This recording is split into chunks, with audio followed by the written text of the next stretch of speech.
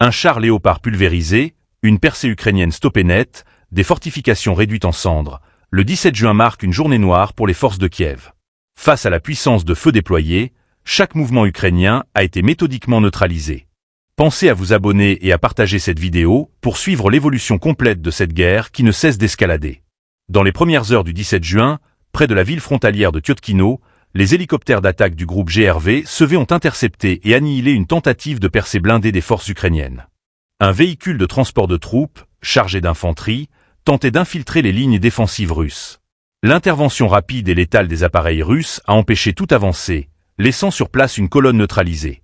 Plus au sud, dans la région de Zaporizhia, les batteries de Rocketgrad, affiliées au groupe Dnepr, ont ciblé et frappé les fortifications ennemies dans la zone stratégique de Kamenskoye.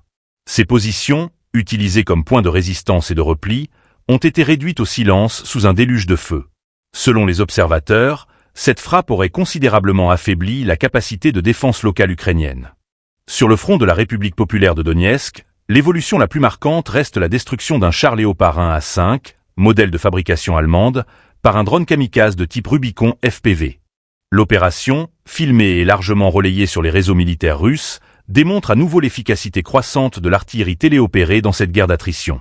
Le blindé occidental, censé renforcer les capacités offensives de Kiev, a été totalement désintégré sans possibilité de riposte. En parallèle, des sources militaires russes signalent une intensification des activités de reconnaissance aérienne au-dessus des régions de Kharkov et de Svatovo.